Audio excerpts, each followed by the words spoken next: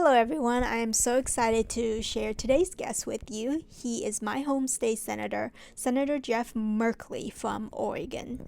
Senator Merkley has been serving Oregon in Congress since 2009.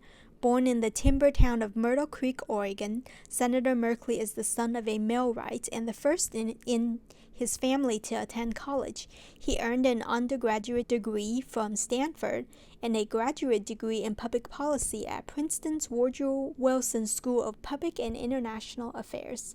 In 1991, he returned to Oregon to lead Portland's Habitat for Humanity, a nonprofit that empowers low-income families through home ownership.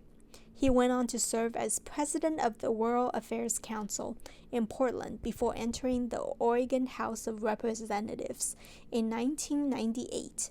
From 2007 to 2009, he was Speaker of the Oregon House of Representatives.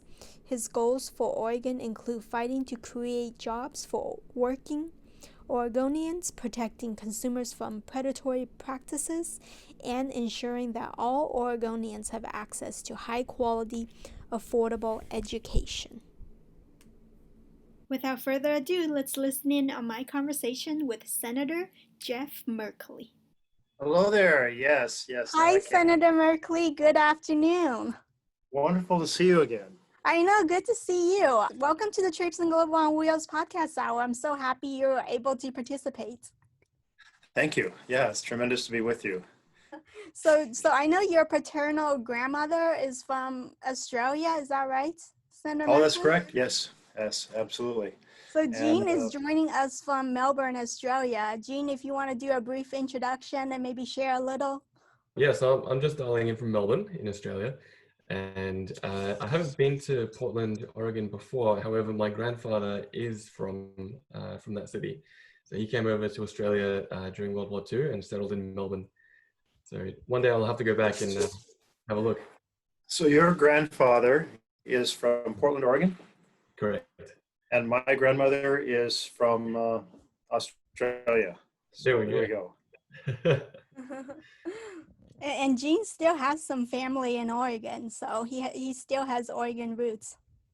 Okay, you've got to come visit. It is on the agenda as soon as the waters reopen. All right, very good.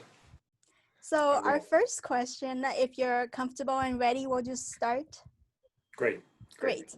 So the first set of questions are regarding disability advocacy. And so how can we effectively empower youth with disabilities to get involved in politics, just like how you've been motivated to participate in politics all these years? Well, I think that we absolutely need youth with disabilities to be engaged because they're bringing their stories to bear. And stories are perhaps the most powerful force in driving any kind of change in our society. Stories that are taken to those who are in office, and through those interactions, people become, well, maybe I should be in that office myself. So having individuals with disabilities, envision that they might take those roles of leadership directly is also extremely powerful and valuable.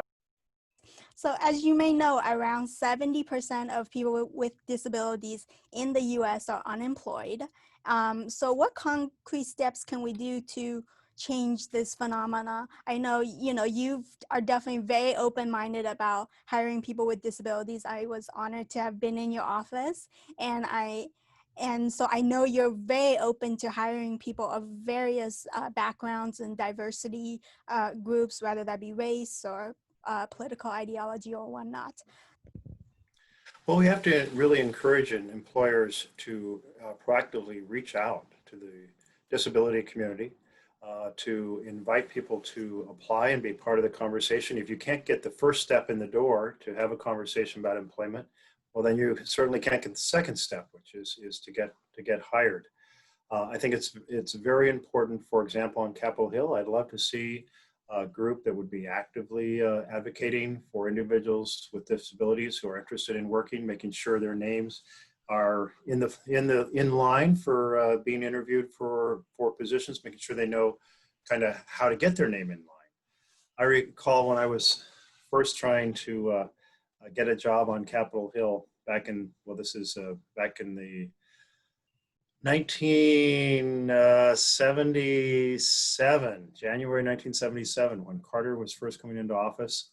And getting a job consisted of walking between offices and dropping off resumes. And even then, like, how did you get it in the hands of somebody who would actually make sure that a decision maker would have it? Now that whole world is so much more digital, but there's also ways people can reach out and create connections. For example, in normal times, I hold a weekly open, we call it Good Morning Oregon, invitation for anyone to walk in the door. But if individuals with disabilities don't know about that, they wouldn't know to show up and just start meeting staff and greeting them and making connections. So we need to really do everything we can to actively facilitate that process. Otherwise, when sitting at a computer just sending electronic documents into a void, which is very lonely, very isolating, very unfriendly, and very discouraging. Helping hands and mentors are very valuable in this sense. And enabling people with disabilities to have someone who says, yes, I will help guide you through this process. I went through it myself a few years ago, and kind of checking in weekly or so forth, and advising, suggesting, passing on names through the informal network. All of that helps a great deal. Yeah, great advice. And so following up from that, in the disability community, it's well known that 1 in 5 people in the U.S. Have a disability, and worldwide, that's 1 billion people in the world, or 15% of the world's population. So when you're meeting people, is it the case that 20% of the people that you meet with also have some sort of a disability? And what about, so if not, would you be open to taking measures to doing so and making sure that all the different groups are represented? Because, that's that 1 billion people in the world and 1 in 5 in the US, that's a pretty big number. Yes. For a minority group. Oh, it's a very large number. And I'm guessing that the answer to your question is no, that in the course of holding meetings with the leaders of organizations and people who are traveling to Washington, D.C. to meet, I'm guessing that the number is significantly lower than the broad representation in the population. And I should note that many people with disabilities, you may not know that you're meeting with somebody with a disability. It may not be an obvious thing to you. So I wouldn't want to be too precise about that. But when you think about that, I think, how did you put it? Is it a little less than 20% of Americans with disabilities have jobs? So there's an isolation factor right there to begin with that puts people less out in society than the general population. So it's a factor to be worked on. Yeah, and I know you were, considering running for the to be a presidential nominee in 2020. So say if you did, or if you do in the future, which would be great, why do you think you would be a good president for, I know presidents represent the whole of US, obviously, at large, but why do you think you would be a good candidate to fight for people with disabilities specifically? You're right, I did consider running. I made a number of trips to explore that possibility. But in the end, I decided I could be most effective by trying to reform the Senate. And the Senate has really deteriorated as an institution to address important policy issues, including issues related to individuals with disabilities. And when I first saw the Senate, any senator could put virtually any issue before the body to be debated and voted on. But that is not true now. Now the work is all channeled through the majority leader, who decides what the bills are, decides what the amendments are. So for example, this last week, I spent 3 days on the floor arguing that we should be voting on whether police can be deployed without either an agency ID or without a number that is a unique identifier. Secret police like that are common under dictatorships, but not in America. And I couldn't force the Senate to take up the amendment under the way it's currently operated. And I think about how other issues this is true on, but as functioning Senate, if it was operating the way it should be operating, then you all as advocates could go to a senator and say, here's an aspect of what's not working for individuals with disabilities. Here's how we should change it. And if you agree with us, can you put this up for a vote on the floor of the Senate? And they would say yes, because they would have that ability. Now they have to say, well, I can try, I can hope, but there's very few bills on which there's an opportunity to do so. And even that opportunity requires the majority leader to agree. And so they would say, yes, I can use the bully pulpit, but I might not be able to force the Senate to actually consider it. That is not a functioning legislation. I'm hoping that the choice I made, and if I'm successful in reforming the Senate, it might make the whole Senate a better place for advocacy for individuals. Yeah. Hopefully, I know a lot of us do agree that, Congress does seem to be very broken and major reforms needs to take place. So the last question under this section is, I know you've, done some work to help Oregonians gain opportunities to fair home ownership. And so how have you, or would you in the near future, go about making housing more accessible and obtainable for Oregonian residents with disabilities? I know from personal experience, finding accessible housing, whether that be renting or finding a place to eventually purchase and own for myself, it's very difficult. An accessible place that has, Yes. ramps, if relevant, and elevators, if it's a condo or an apartment complex. And, those spaces, being in a group where 70% of those people are unemployed, that purchasing power is quite low. And so, but the thing is, housing with elevator and ramps are generally more expensive. Well, I first thought about this a lot when I came back to Oregon in 1991 and became the director of Habitat for Humanity. And a number of the families we were working with had individuals with disabilities, mobility disabilities. And so as we designed the house, then the design was different depending on the family that was coming in.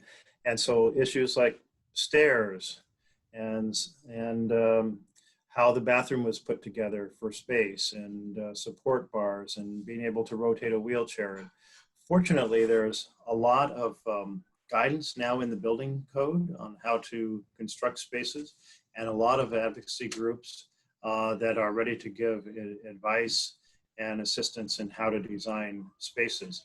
So that made me more conscious of this challenge. And I think about how my mother is here now living with us.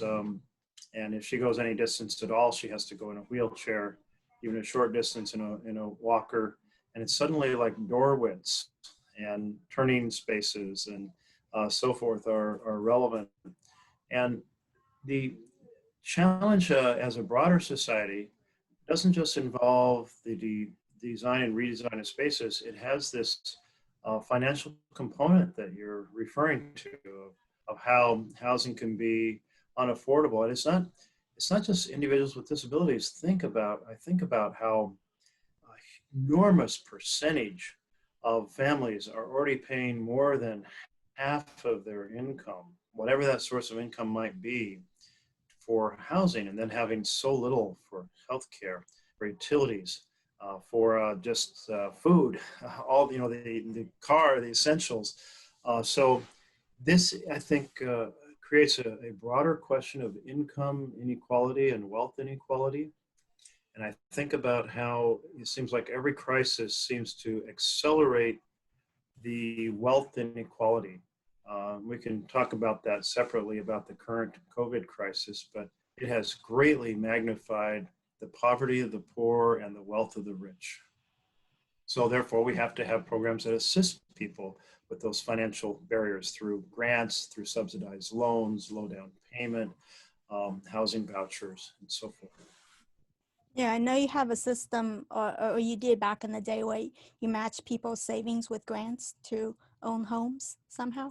So the next section we're covering is environment and disability. So how can we better include people with disabilities when responding to and preparing for disasters, especially as it relates to um, the climate change? And as you know, climate change has caused a lot of disasters in recent years, with the wildfires in Australia and the droughts in other parts of the country, and just abnormal temperature rises everywhere. Yes. No, my heart was really going out to Australia with the intensity of the challenge last year. And it's not like it's just a 1 year thing. It's going to be worse and challenging, just like it is for California and for my state of Oregon. Our fire season this year has been the lightest in several years, but we're not through it yet. And it's gotten, on average, so much longer and so much hotter and so much more destructive, and just more to come.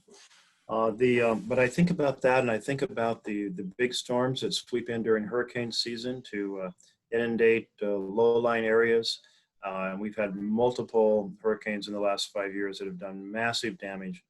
And when I consider that, you think about how hard it is to respond to emergency, how hard it is, say, to put up plywood on your windows because the storm's going to be, a hurricane's going to be hitting your house.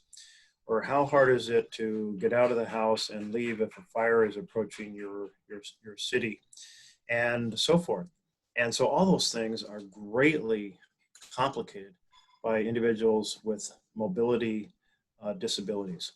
And so there has to be a lot more planning to assist people and prepare for those possibilities. As those possibilities become, when you have a once in every 500-year flood that comes every 5 years, the world has changed. And we have to do a lot more planning to assist people in that context. But there's also lots of other climate impacts that affect individuals. For example, the spreading of disease can be a factor. Warmer temperatures, more moisture, so on and so forth. Therefore, individuals that have underlying health conditions are going to be far more vulnerable to that spread of disease than individuals who have healthier health histories. Yeah, I think having your mom live with you, I think you're probably these kind of questions or accessibility issues have been more on the forefront as well, probably, I would imagine. Yes, and I think about, on terms of this health challenge. For example, I'm flying back yesterday from Washington, D.C. to Oregon, and there's a fellow a seat ahead and across the aisle who never wears a mask through the whole flight. And I'm thinking, I wish he would, because he could, even if he's not sick, he could be carrying COVID. And if he is, he's putting an aerosol into the air for 5 hours while I'm on the plane with him. And I'm nearby. I did have my mask on, but I would pull it aside to grab a bite and put it right back on. And it's not a surgical mask, so air leaks in all over around it. And my thought was, if I get sick, my mother's here in the house, and she's so fragile and susceptible to disease. I might be fine, or I might not be, but her risk is extremely high.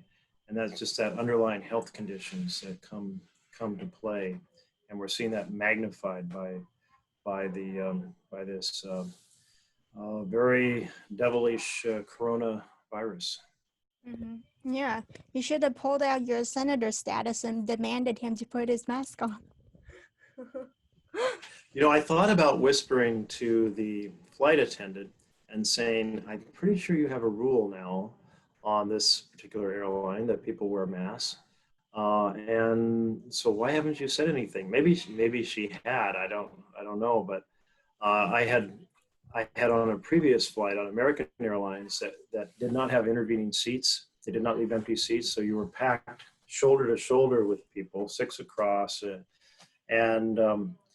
I had put up a picture of that and said, this is irresponsible because it facilitates the spread and more people get sick. And if more people get sick, more people will die. And it led to a conversation about this. You can't really do a 6-foot social distancing on commercial air. And I understand that. And they said, well, it's not really dangerous because we have such a good filtration system. But MIT came out with a study that said having a person right next to you, shoulder to shoulder, doubles the risk of getting sick from flying on the airplane. So I'd already made a fuss about another flight. I decided I wouldn't make a fuss on this flight. Mm. Yeah. So the next question is also under the same section. So according to UN estimates, we will likely have 1 billion climate refugees on the planet. And no doubt, some of these people will be individuals with disabilities. So what do you think we can do right now to prepare for this many refugees in our refugee camps and make sure resources and facilities are accessible to everybody? Yeah, this is really difficult.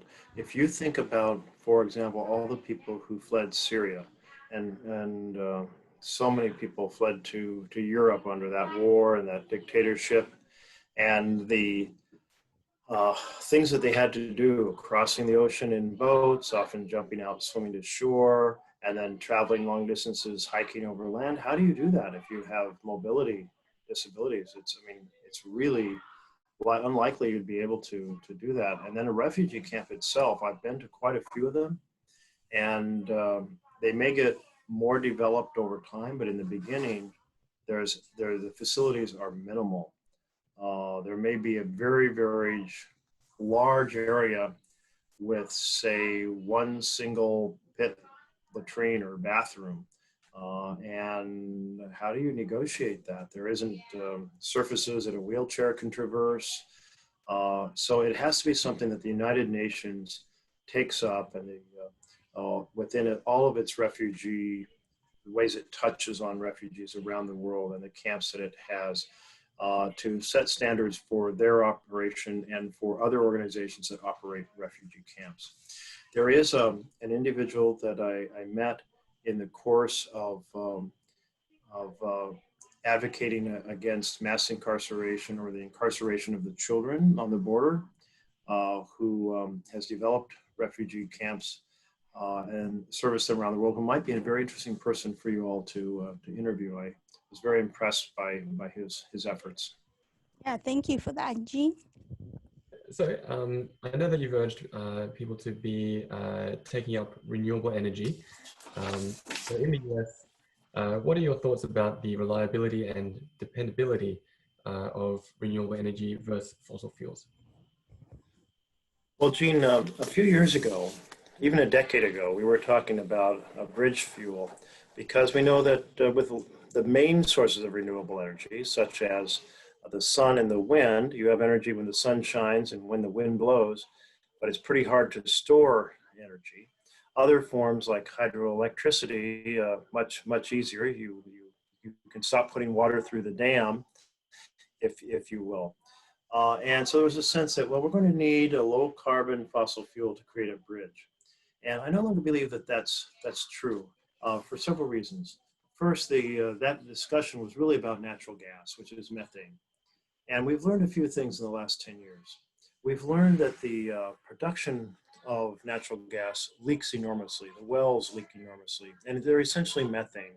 And methane is an incredibly terrible item for warming. I mean, pound for pound, far worse than carbon dioxide. And then in addition, we found that the pipe system leaks badly. That I've many times in my life, I've walked down the sidewalk and smelled natural gas, and you report it, and they come and they tighten some pipe somewhere. But in systems that have hundreds of thousands of connections, there's hundreds of thousands of potential leaks. So there's leaks throughout the system. And then if you take all that into account, it's really natural gas is as bad as coal. So how do we solve the supply-demand problem of the fact that the sun isn't always shining and the wind doesn't always shine? Well, some answers have started to be developed. One is demand management. The ability to link air conditioning systems together in a vast computer database and sign people up. So when you're running short of electricity, you can basically turn the temperature up a degree so you don't do quite as much cooling in millions of square feet of buildings or so forth, or the opposite on the heating end.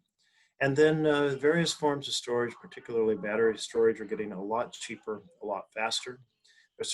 There's dozens of strategies.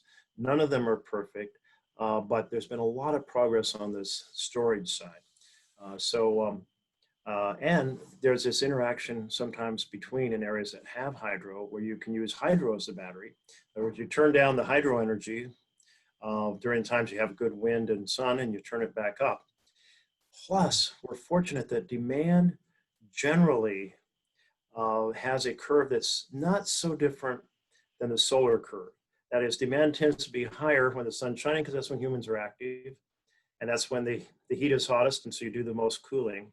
So we start with a fortuitous congruence that then just has to be adjusted. So I think we can solve that without fossil fuels. And it's really important we move quickly. We are just seeing the tremendous impact. We talked earlier about the forest fires and the storms, the impact they're having.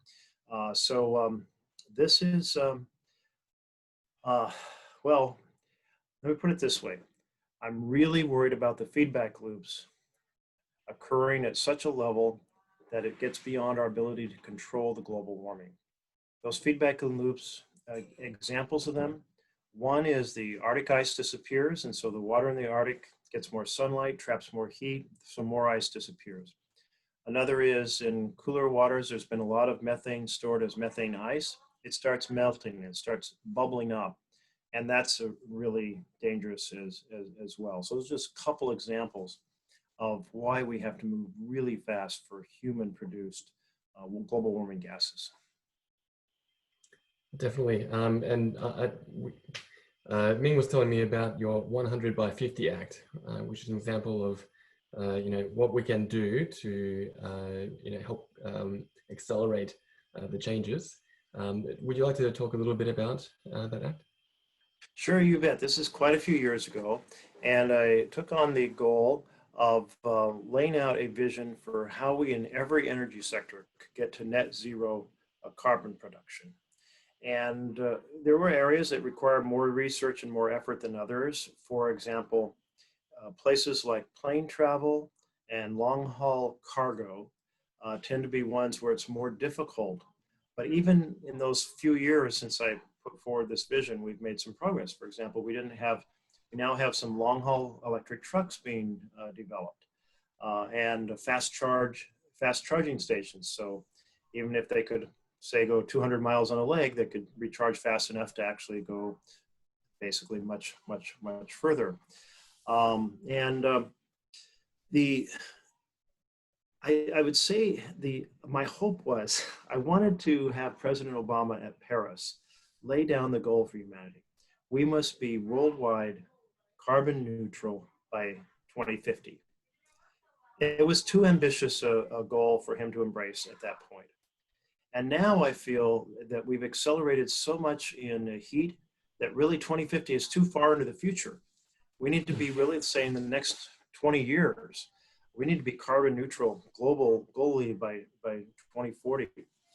One of the things I put into that bill that people scoffed at a lot was that by 2040, we have to quit selling normal combustion, fossil fuel combustion engine cars.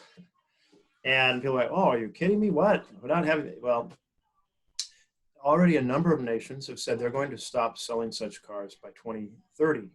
The idea, since I put it out, has gained some traction. It has been adopted by various resolutions and planning documents. And people are starting to recognize that, yes, that's an example of something we can convert completely. I've now had an electric car of one type or another since 2013. My first one was a Volt, which meant it was a hybrid that had about 35 to 50, depending on temperature of the day, miles on electricity, which meant for city travel, it was always electric. I still could go long distances. There wasn't enough recharging grid to go long distances. Now there's a much stronger grid for going long distance. Now we have a leaf. And my wife works going home to home as a coaching families who have someone in hospice. And she, in the last several years, has had only to recharge it a couple times during the day. But there are lots of places she can recharge now. So we're just making progress, but we have to accelerate. We're making progress despite the opposition of the fossil fuel community that tries to thwart that progress at every turn. We're not taking on important, difficult challenges like the fast transition to renewables because of fossil fuel money in campaigns and the general strength of that lobby is blocking us from doing so. Thank you so much, Senator. Yeah, we really appreciate the time today and for being, very patient with us and being methodical with your responses. So have a wonderful day. Well, thank you for your advocacy. And it's so good to see you again, Ming. Take care, both of you. See you down the road. Did you like this video? If so, share it with your friends and be sure to follow us on social media. And if you want even more resources, be sure to sign up for our email updates on our website, traipsingglobal.com. Keep learning new perspectives, keep being inclusive because it will make the world a better place for you and for everyone else. Thank you so much for watching, and I'll catch you on another episode of the Traipsing Global on Wheels podcast hour.